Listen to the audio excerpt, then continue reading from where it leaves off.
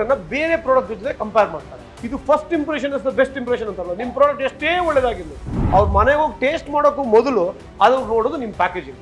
ನಿಮ್ಮ ಪ್ರಾಡಕ್ಟ್ ಏನಿದೆಯಲ್ಲ ಆ ಥರದವರು ಅಟ್ಲೀಸ್ಟ್ ಇನ್ನು 20, 30, 50 ಪ್ಲೇಯರ್ಸ್ ಇರ್ತಾರೆ.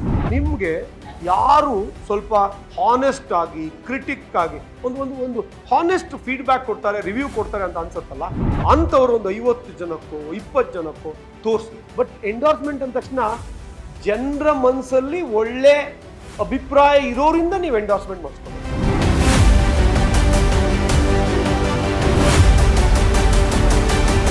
ಬಿಸ್ನೆಸ್ ಅಲ್ಲಿ ದುಡ್ಡು ಲಾಭ ಆಗದಿರೋ ತೊಂದ್ರೆ ಲಾಸ್ ಅಂತೂ ಮಾಡ್ಕೋಬೇಡಿ. ಸೊ ಕಾಂಪಿಟೇಷನ್ ಬೇಸ್ಡ್ ಪ್ರೈಸಿಂಗ್ ಅಲ್ಲಿ ಜನ ದುರಾಸೆಗೆ ಬಿದ್ದ್ಬಿಟ್ಟು ಪೂರ್ತಿ ಕಳ್ಕೊಂಡ್ಬಿಡ್ತಾರೆ, ಮನೆ ಮಠ ಎಲ್ಲ ಕಳ್ಕೊಂಡಿದ್ದಾರೆ. ಈಗ ಪ್ಯಾಕೇಜಿಂಗ್ ಅಂದ ತಕ್ಷಣ ಇಲ್ಲ ಸರ್ ನಮ್ದು ಸರ್ವಿಸ್ ನಾನೇನು ಪ್ಯಾಕೇಜಿಂಗ್ ಮಾಡಲಿ. ಪ್ಯಾಕೇಜಿಂಗ್ ಅಂದ ತಕ್ಷಣ ಎಲ್ಲ ಪ್ರಾಡಕ್ಟ್ ಅಲ್ಲೂ ಪ್ಯಾಕೇಜಿಂಗ್ ಬರುತ್ತೆ. ಈಗ ನೀವು ಒಂದು ವೇಳೆ ಒಂದು ಸಣ್ಣ ಎಕ್ಸಾಂಪಲ್ ಕೊಡ್ತೀನಿ. ನಿಮಗೆ ಮಸಾಜ್ ಮಾಡ್ತಾರೆ ಗೊತ್ತಾ? ನಿಮಗೆ ಹಿಂದಿನ ಕಾಲದಿಂದ ಕೇರಳ ಮಸಾಜು, ಆಯುರ್ವೇದ ಮಸಾಜ್ ಮಾಡ್ತಾರೆ. ಅವರೆಲ್ಲ ಪಾಪ 500 ರೂಪಾಯಿ, 800 ರೂಪಾಯಿ, 1000 ರೂಪಾಯಿ ಅದಕ್ಕೆ ಹೋಗ್ಬಿಟ್ಟು ಮನೆಗೆ ಹೋಗಿಯೋ ಅಥವಾ ಅವ್ರದೇ ಒಂದು ಸಣ್ಣ ಇದಿಟ್ಕೊಂಡು ಮಸಾಜ್ ಮಾಡ್ತಾರೆ. ಇದು ಕೈ ಉಳುಕ್ದಾಗ ಮಾಡಿಸ್ಕೋತಿದ್ರು ಅಥವಾ ರೆಗ್ಯುಲರ್ ಆಗಿ ಒಂದಷ್ಟು ಜನ ಮಸಾಜ್ ಮಾಡ್ತಾರೆ. ಈ ಥರದ್ದೆಲ್ಲ ಇತ್ತೀಚೆಗೆ ಈ ಆನ್ಲೈನ್ ಕಂಪ್ನಿಗಳೆಲ್ಲ ಬಂತು, ಅದನ್ನು ಬ್ರ್ಯಾಂಡಿಂಗ್ ಮಾಡೋಕ್ಕೆ ಶುರು ಮಾಡಿದ್ರು, ಪ್ಯಾಕೇಜಿಂಗ್ ಮಾಡೋಕ್ಕೆ ಶುರು ಮಾಡಿದ್ರು. ಅಂದರೆ ಆ ಮಸಾಜಲ್ಲಿ ಹೆಡ್ ಮಸಾಜ್ ಬೇರೆ, ಶೋಲ್ಡರ್ ಮಸಾಜ್ ಬೇರೆ, ಫೂಟ್ ಮಸಾಜ್ ಬೇರೆ, ಅದಕ್ಕೂ ಹೆಸರು ಕೊಡೋಕ್ಕೆ ಶುರು ಮಾಡಿದ್ರು, ಸ್ಟ್ರೆಸ್ ಮಸಾಜ್ ಅಂತೆ. ನಿಮಗೆ ಈ ಪ್ಯಾಕೇಜಿಂಗ್ ಅಂದ ತಕ್ಷಣ ಅದೆಲ್ಲ ಬರುತ್ತೆ. ನೀವು ಪ್ಯಾಕೇಜಿಂಗ್ ಅಂದರೆ ಕೊಂಬೋ ಮಾಡೋದು. ಈಗ ನಾನು ನಿಮ್ಗೇನು ಹೇಳಿದ್ನಲ್ಲ, ಈಗ 2 kg ಶುಗರ್ ತಗೊಂಡ್ರೆ ಇನ್ಯಾವುದೋ ಫ್ರೀ, ಅಥವಾ ನೀವು 1 kg ಯಾವುದೋ ಟೀ ಪುಡಿ ತಗೊಂಡ್ರೆ 1 kg ಶುಗರ್ ಫ್ರೀ. ಈಗ ನನ್ನ ಸ್ನೇಹಿತ ಒಬ್ಬ ಕೇರಳದಲ್ಲಿ ಅವ್ರದ್ದೊಂದು 3000 ಎಕರೆ ಟೀ ಎಸ್ಟೇಟ್ ಇದೆ. ಅವರ ಟೀ ಎಸ್ಟೇಟಲ್ಲಿ ಬೆಳೆದಂಥ ಟೀಯನ್ನು ಅವ್ರದ್ದೇ ಬ್ರ್ಯಾಂಡ್ ಮಾಡಿ ಮಾರುಕಟ್ಟೆಗೆ ತಂದರು, ಚಿನ್ನಾರ್ ಅಂತ. ಕೇರಳದಲ್ಲಿ ನೀವು ಹೋದರೆ ಭಾಳ ಫೇಮಸ್. 1 kg ಟೀ ಪುಡಿ ತಗೊಂಡ್ರೆ 1 kg ಶುಗರ್ ಫ್ರೀ. ಸೊ ಈ ಥರ ಪ್ಯಾಕೇಜಿಂಗ್ ಅಂದ ತಕ್ಷಣ ಅಲ್ಲಿ ಈ ಕೋಂಬೋ ಆಫರ್ಗಳನ್ನ ಮಾಡೋದು. ಬರೀ ಪ್ಯಾಕೇಜಿಂಗ್ ಅಂದ ತಕ್ಷಣ ಕಲರ್ಫುಲ್ ಪ್ಯಾಕೇಜ್ ಅಲ್ಲ. ಮತ್ತೆ ಎಷ್ಟೋ ಜನ ನೀವು ಪ್ರಾಡಕ್ಟ್ ತಯಾರಿ ಮಾಡ್ತೀರಿ. ಈಗ ಮೊನ್ನೆ ನಮ್ಮಲ್ಲಿ ಫ್ರೀಡಮ್ ಆ್ಯಪಲ್ಲಿ ಕಲಿತು ಒಂದಷ್ಟು ಜನ ಚಾಕ್ಲೇಟ್ ತಯಾರಿ ಮಾಡ್ತಾರೆ ಅಥವಾ ಕ್ಯಾಂಡಲ್ ಮಾಡ್ತಾರೆ. ಸೋಪ್ ಅಲ್ಲಿ ಅವ್ರು ಸೋಪ್ ಮಾಡಿದವ್ರು ಮೊನ್ನೆ ಬಂದಿದ್ರು, ಮೊರಿಂಗಾ ಸೋಪು ಅದೆಲ್ಲ ಮಾಡಿ. ಪ್ಯಾಕೇಜಿಂಗ್ ಚೆನ್ನಾಗಿರಲಿಲ್ಲ. ಚಾಕ್ಲೇಟ್ ನೀವು ಮಾಡಿದಲ್ಲಮ್ಮ, ಇಲ್ಲ ಬ್ಯಾಗ್ ನಿಮ್ಮದು ಚಾಕ್ಲೇಟ್ ಮಾಡೋದು ತಂದಿದ್ರು, ಭಾಳ ಚಂದ ಪ್ಯಾಕೇಜ್ ಮಾಡ್ಕೊಂಡು ಬಂದಿದ್ರು. ಪ್ಯಾಕೇಜಿಂಗ್ ಭಾಳ ಮುಖ್ಯ ಆಗುತ್ತೆ. ನಿಮಗೆ ಮಾರ್ಕೆಟ್ ಪ್ಲೇಸಲ್ಲಿ ಜನ ನಿಮ್ಮ ಪ್ರಾಡಕ್ಟನ್ನು ನೋಡೋದು ಹೇಗೆ ಅಂದರೆ, ಬೇರೆ ಇಂಟರ್ನ್ಯಾಷನಲ್ ಪ್ರಾಡಕ್ಟ್ಸ್ಗಳಿರುತ್ತೆ, ನಿಮ್ಮ ಪ್ರಾಡಕ್ಟನ್ನು ಬೇರೆ ಪ್ರಾಡಕ್ಟ್ ಜೊತೆ ಕಂಪೇರ್ ಮಾಡ್ತಾರೆ.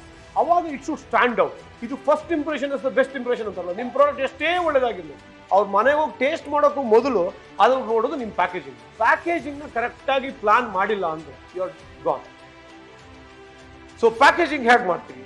ಈಗ ನಿನ್ನೆ ಯಾವುದೋ ಒಂದು ವಿಡಿಯೋ ಲಿಂಕ್ನಲ್ಲಿ ನೋಡ್ತಾ ಇದ್ದೆ. ಸಮೋಸ ಒಂದು 5 ಸ್ಟಾರ್ ಹೋಟ್ಲಲ್ಲಿ ಒಬ್ಬ ವೆಯ್ಟರ್ ಫುಲ್ ಸೂಟೆಲ್ಲ ಹಾಕ್ಕೊಂಡು ಬಂದುಬಿಟ್ಟು ಏನು ಬೇಕು ಅಂತ ಕೇಳ್ತಾನೆ. ಅವನು ಮೆನು ಐಟಮ್ ನೋಡಿದ್ರೆ ಅದನ್ನು ಭಾಳ ಚೆನ್ನಾಗಿತ್ತು. ಅವನು ಅದು ಯಾವುದೋ ಹೆಸರನ್ನು ಅಲ್ಲಿ ಭಾಳ ಇಂಟ್ರೆಸ್ಟಿಂಗಾಗಿ ಟೈಪ್ ಮಾಡಿರ್ತಾನೆ. ಅವನು ಅದನ್ನು ಹೇಳ್ತಾನೆ. ಇವನು ಆಯ್ತು ತಂದು ಕೊಡ್ತೀನಿ ಅಂತೇಳಿ ಹೋಗ್ತಾನೆ. ಅವನು ಹೊರಗಡೆ ಹೋಗಿ ಸ್ಟ್ರೀಟ್ ಸೈಡಲ್ಲಿ ಸಮೋಸ ಅಂಗಡಿ ಇರುತ್ತಲ್ಲ, ಅಲ್ಲಿ ಹೋಗಿ ಒಂದು ಸಮೋಸ ಇಸ್ಕೊಂಬಂದು ಇವ್ರದ್ದು ಒಳ್ಳೆ ಪ್ಲೇಟಲ್ಲಿ ಹಾಕಿ ಅದ್ರ ಮೇಲೆಲ್ಲ ಚೆನ್ನಾಗಿಟ್ಟು ಅದ್ರ ಪಕ್ಕದಲ್ಲಿ ಒಂದು ಕೊತ್ತಂಬರಿನ ಸೊಪ್ಪು ಏನೋ ಎಲ್ಲ ಹಾಕ್ಬಿಟ್ಟು ತಂದುಬಿಟ್ಟು ಕೊಡ್ತಾರೆ. ಎಷ್ಟು ದುಡ್ಡು ಚಾರ್ಜ್ ಮಾಡ್ತಾನೆ ಎಕ್ಸ್ಟ್ರಾ? 20 ಪಟ್ಟು. ಇನ್ಫ್ಯಾಕ್ಟ್ ನೀವೀಗ ಒಂದು ಕಾಫಿಯನ್ನು 5 ರೂಪಾಯಿ 10 ರೂಪಾಯಿ 10 ರೂಪಾಯಿಗಂತೂ ಕಾಫಿ ಸಿಗುತ್ತೆ. ಈಗ ನಾವು ಹೋಗ್ಬಿಟ್ಟು 200 ರೂಪಾಯಿ ಕೊಟ್ಟು ಕಾಫಿ ಕುಡಿತೀವಲ್ಲ, 150 ರೂಪಾಯಿ ಕೊಟ್ಟು ಕುಡಿತೀವಲ್ಲ. So packaging makes the product look great. ನೀವು ಪ್ಯಾಕೇಜಿಂಗ್ ಕಡೆ ಸಿಕ್ಕಾಪಟ್ಟೆ ಗಮನ ಕೊಡಬೇಕು. ಎಲ್ಲ ಪ್ರಾಡಕ್ಟ್ಸು ಅಷ್ಟೇ, ಯಾವುದೇ ಪ್ರಾಡಕ್ಟ್ ಆದರೂ ಅಷ್ಟೇ, ನೀವು ಪ್ಯಾಕೇಜಿಂಗ್ ಕಡೆ ಗಮನ ಕೊಟ್ಟಿಲ್ಲ ಅಂದರೆ. ಸೊ ಪ್ಯಾಕೇಜಿಂಗ್ ಹೇಗಪ್ಪ, how to get it right ಅಂತ ನೀವು ನನ್ನ ಕೇಳಿದ್ರೆ 3 ಸಜೆಷನ್ ಕೊಡ್ತೀನಿ. ನೆನ್ಪಿಟ್ಕೊಳ್ಳಿ, ನಿಮ್ಮ ಪ್ರಾಡಕ್ಟ್ ಪ್ಯಾಕೇಜಿಂಗ್ ಭಾಳ ಚೆನ್ನಾಗುತ್ತೆ. 1, ನಿಮ್ಮ ಪ್ರಾಡಕ್ಟ್ ಏನಿದೆಯಲ್ಲ ಆ ಥರದವರು ಅಟ್ಲೀಸ್ಟ್ ಇನ್ನು 20, 30, 50 ಪ್ಲೇಯರ್ಸ್ ಇರ್ತಾರೆ. ಹೋಗ್ಬಿಟ್ಟು ಎಲ್ಲರದ್ದು ಒಂದೊಂದು ಸ್ಯಾಂಪಲ್ ತಂದು, ಪ್ರಾಡಕ್ಟ್ ಆಗಲಿ ಅದು ಸರ್ವಿಸ್ ಆಗಲಿ ಸ್ಯಾಂಪಲ್ ತೊಗೊಂಬಂದು. ನಿಮಗೆ ಮಸಾಜ್ ಅಂದರೆ ಸರ್ವಿಸ್, ಅದಕ್ಕೆ ಹೇಳಿ, ಅಥವಾ ಹೇರ್ ಕಟ್ ಅಂದರೆ ಅದು ಸರ್ವಿಸ್ ಅದು ಅಲ್ವಾ. ಈಗ ಆನ್ಲೈನ್ ಟ್ಯೂಟ್ರಿಂಗ್ ಮಾಡ್ತಾರೆ, ಸರ್ವಿಸ್ ಅದು, ಪ್ರಾಡಕ್ಟ್ ಅಲ್ಲ ಅಲ್ವಾ. ಕ್ಯಾಂಡಲ್ ಮಾಡ್ತೀರಿ, ಅದು ಪ್ರಾಡಕ್ಟ್. ನೀವು ನಿಮ್ಮ ಇಡ್ಲಿ ಮಾಡ್ತೀರಿ, ಅದು ಪ್ರಾಡಕ್ಟ್. ಈಗ ಈ ನಿಮ್ಮ ಬೇರೆ ಪ್ರಾಡಕ್ಟ್ಸ್ಗಳದ್ದು ಹೋಗ್ಬಿಟ್ಟು ಆ ಕ್ಯಾಟಲಾಗನ್ನು ಅಥವಾ ಪ್ಯಾಕೇಜಿಂಗನ್ನು ಪ್ರಾಡಕ್ಟ್ ಸ್ಯಾಂಪಲ್ ತೊಗೊಂಬೋದು, ಅದನ್ನು ಇಟ್ಕೊಳ್ಳಿ. ಒಂದು 20-30 ಕಡೆಯಿಂದ ತಗೊಂಡು ಅದನ್ನು ಇಟ್ಕೊಂಡಾಗ ನಿಮ್ಗೆ ಯಾವ ಬಿಸ್ನೆಸ್ ಸ್ಕೂಲಿಗೆ ಹೋಗೋದು ಬೇಡ, ಯಾವ ಎಕ್ಸ್ಪರ್ಟ್ಸ್ ಹತ್ರ ಹೋಗೋದು ಬೇಡ. ನಿಮ್ಮ ತಲೆಯಲ್ಲಿ ಆಟೋಮೆಟಿಕಲಿ ಐಡಿಯಾ ಬರೋಕ್ಕೆ ಶುರು ಆಗುತ್ತೆ. ಇದನ್ನು ಹಿಂಗೆ ಮಾಡೋಣ, ಇದನ್ನು ರಿಮೂವ್ ಮಾಡೋಣ, ಇದನ್ನು ಆ್ಯಡ್ ಮಾಡೋಣ, ನಿಮ್ಗೆ ಗೊತ್ತಾಗುತ್ತೆ. ಫಸ್ಟ್ ಕೆಲಸ ಗೊತ್ತಾಯ್ತಾ? ಎರಡನೇದು, ನೀವು ಪ್ಯಾಕೇಜಿಂಗ್ ಮಾಡಿದ ಮೇಲೆ ಫಸ್ಟ್ ಮಾಡಬೇಕಾಗಿದ್ದ ಕೆಲಸ, ಎರಡನೇ ಸ್ಟೆಪ್ಪು. ಫಸ್ಟು ಇವ್ರದೆಲ್ಲ ನೋಡಿಬಿಟ್ಟು ಪ್ಲಾನ್ ಮಾಡಿ ಪ್ಯಾಕೇಜಿಂಗ್ ತಯಾರಿ ಆಗುತ್ತೆ.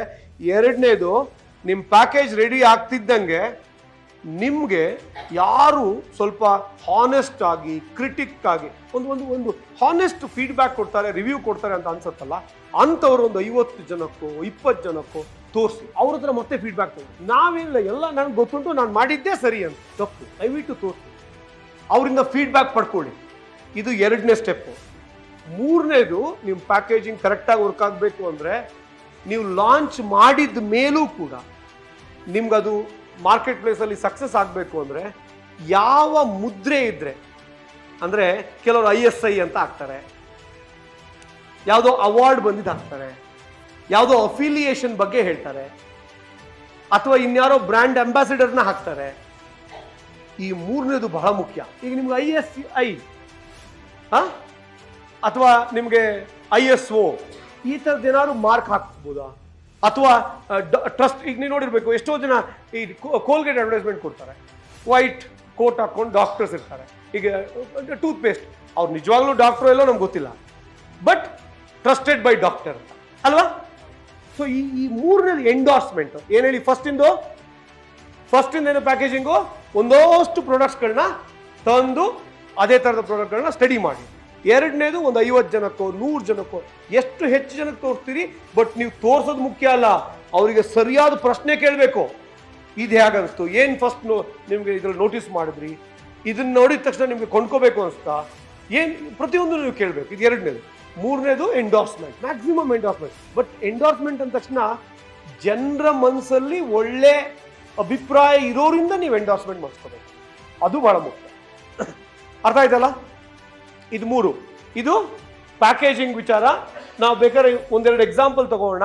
ಈಗ ನಿಮ್ಮಲ್ಲಿ ಎಷ್ಟು ಜನ ಈ 3 ಟಿಕ್ ಮಾರ್ಕ್, ನಾನು ಪ್ಯಾಕೇಜಿಂಗ್ ಪ್ಲಾನ್ ಮಾಡುವಾಗ ಒಂದಷ್ಟು ಕಾಂಪಿಟಿಷನ್ ನೋಡಿದ್ದೆ, 2 ನಾನು ಪ್ಯಾಕೇಜಿಂಗ್ ಮಾಡೋಕ್ಕೂ ಮೊದಲು ಒಂದಷ್ಟು ಜನಕ್ಕೆ ತೋರಿಸ್ಬಿಟ್ಟು ಫೀಡ್ಬ್ಯಾಕ್ ತಗೊಂಡಿದ್ದೆ, 3ನೇದು ನನ್ನ ಪ್ಯಾಕೇಜ್ ಮೇಲೆ ಎಂಡೋರ್ಸ್ಮೆಂಟ್ಗಳಿದೆ. ಯಾರಿದ್ದೀರಿ? ಯಾವ ಪ್ರಾಡಕ್ಟು? ನಮ್ದು ಕೋಚಿಂಗ್ ಸೆಂಟರ್ ಇರೋದು. ಸೊ ಕೋಚಿಂಗ್ ಸೆಂಟರ್ನಲ್ಲಿ ವೇರಿಯಸ್ ಕೋರ್ಸಸ್ ಇದೆ. ಹೌದು, service oriented. So various courses ಇರುತ್ತೆ. ಸೊ ಇಂಡಿವಿಜುವಲ್ ಕೋರ್ಸಸ್ಗೆ ಫಾರ್ ಎಕ್ಸಾಂಪಲ್ ಒಂದು ಬೇಸಿಕ್ ಕಂಪ್ಯೂಟರ್ಸ್ ಕಲಿಬೇಕು, ಆಪರೇಟಿಂಗ್ ಸಿಸ್ಟಮ್ ಕಲಿಬೇಕು. ಸೊ ಯಾರ್ಯಾರನ್ನ ಕಂಪೇರ್ ಮಾಡಿದ್ರಿ? ನಾವು ನಮ್ಮ ಕಾಂಪಿಟೇಟರ್ಸ್ ಯಾರಿದ್ದಾರೆ ಸ್ಟಡಿ ಮಾಡಿದ್ರಿ, ಚೆಕ್ ಮಾಡಿದ್ದೀವಿ. ಚೆಕ್ ಮಾಡ್ಕೊಂಡು ಅವರಲ್ಲಿ ಇಂಡಿವಿಜುವಲ್ ಕೋರ್ಸಸ್ ಏನಿದೆ, ನಮ್ಮಲ್ಲಿ ಇಂಡಿವಿಜುವಲ್ ಕೋರ್ಸಸ್ ಏನಿದೆ, ಎಲ್ಲಾನು ಒಂದೇ ಕಡೆ ಇಟ್ಬಿಟ್ಟು ಒಂದು ಪ್ಯಾಕೇಜ್ ಕೋರ್ಸ್ ಆಫರ್ ಮಾಡಿದ್ವಿ. ಸೊ ಆ ಪ್ಯಾಕೇಜ್ ಕೋರ್ಸಸ್ನಲ್ಲಿ ಬೇರೆ ಕಡೆ ಅಲ್ಲ ಒಂದಷ್ಟು ಜನಕ್ಕೆ ಫಸ್ಟ್ ತೋರಿಸಿ ಫೀಡ್ಬ್ಯಾಕ್ ತಗೊಂಡಿದ್ರಾ? ಹೌದು, ತಗೊಂಡಿದ್ದೀವಿ, ಫೀಡ್ಬ್ಯಾಕ್ ತಗೊಂಡಿದ್ದೀವಿ. ಆಮೇಲೆ ಬೇರೆ ಕಡೆ ಗಿಂತ ನಮ್ಮಲ್ಲೂ ಈಗ ಎಂಡೋರ್ಸ್ಮೆಂಟ್ಸ್ ಏನೇನಿದೆ ನಿಮ್ಮ ಕಂಪ್ಯೂಟರ್ ಇದಕ್ಕೆ? ಯಾವ್ದಕ್ಕೆ ಹೇಳಿ? ನಿಮ್ ಕೋರ್ಸಿಗೆ ಇದು ಎಂಡೋರ್ಸ್ಮೆಂಟ್ಸ್ ಏನೇನಿದೆ? ಯಾರ್ಯಾರು ಎಂಡೋರ್ಸ್ ಮಾಡಿದ್ದಾರೆ? ಸರ್ಟಿಫಿಕೇಟ್ ಇಂಥ ಕಡೆಯಿಂದ ಸಿಗುತ್ತೆ? ಹೌದು, ISO ಸರ್ಟಿಫೈಡ್ ಆಗಿದೆ, ISO 9001 2015 ಸರ್ಟಿಫೈಡ್ ಆಗಿದೆ. ಓಕೆ. ಆಮೇಲೆ ಪರ್ಸ್ನಲಿ ನನಗೆ ಬಿಸ್ನೆಸ್ನಲ್ಲಿ ಅವಾರ್ಡ್ಸ್ ಬಂದಿದೆ, ಒಂದು 4-5 ಅವಾರ್ಡ್ಸ್ ಬಂದಿದೆ, ಅದನ್ನೆಲ್ಲ ಡಿಸ್ಪ್ಲೇ ಮಾಡಿರ್ತೀವಿ. ಆಮೇಲೆ APJ Abdul Kalam award in the field of education ಅಂತಾನೆ ಬಂದಿದೆ. ಸೊ ಈ ಥರದ್ದೆಲ್ಲ ಅವಾರ್ಡ್ಸ್ ಮಾಡ್ಕೊಂತೀವಿ. ಅರ್ಥ ಇದಲ್ಲ? So these are very important. Probably ಇದು ಎಲ್ರಿಗೂ ಕೂಡ ಅಪ್ಲಿಕೇಬಲ್ ಆಗುತ್ತೆ, ದಯವಿಟ್ಟು ಫಾಲೋ ಮಾಡಿ. ಇದು ಎರಡನೇದು. ಇನ್ನು ಮುಂದೆ 3ನೇದಕ್ಕೆ ಹೋಗೋಣ, ಪೊಸಿಷನಿಂಗ್. ಏನಿದು ಪೊಸಿಷನಿಂಗ್ ಅಂದ್ರೆ? ನಿಮ್ಮ ಪೊಸಿಷನಿಂಗ್ ಅಂದ್ರೆ ಏನು? ನಿಮ್ಮ ಕಂಪನಿ ಬಗ್ಗೆ, ನಿಮ್ಮ ಪ್ರಾಡಕ್ಟ್ ಬಗ್ಗೆ ಜನರ ಮನಸ್ಸಲ್ಲಿ ಉಳಿಯಬಹುದಾದಂಥ 1, 2, ಹೆಚ್ಚಂದ್ರೆ 3 ವರ್ಡ್ಗಳು, ಪದಗಳು. ಏನೇನು? 3 ವರ್ಡ್ಗಿಂತ ಜಾಸ್ತಿ ನಿಮ್ಮ ಬಗ್ಗೆ ನೆನಪಿರಲ್ಲ ಅವ್ರ ಹತ್ರ. ಹೋಮ್ ಮೇಡ್ ಚಾಕ್ಲೇಟ್ ಅಂದ ತಕ್ಷಣ ಒಂದಷ್ಟು ಜನಕ್ಕೆ ಬೇಡ ಅಂತ. ಅದೇ ನೀವೀಗ ಆರ್ಗ್ಯಾನಿಕ್ ಚಾಕ್ಲೇಟ್ಸ್ ಅಂತನೋ, ಅಥವಾ ಇನ್ಯಾವುದೋ ಕೆಮಿಕಲ್ ಫ್ರೀ ಚಾಕ್ಲೇಟ್ಸ್ ಅಂತನೋ, ಪ್ರಿಸರ್ವೇಟಿವ್ ಫ್ರೀ ಚಾಕ್ಲೇಟ್ ಅಂತನೋ, ಪೀಪಲ್ ಕನ್ಸಿಡರ್ ಇಸ್ ಬೆಟರ್ ಅಲ್ವಾ? ಯೋಚನೆ ಮಾಡಿ.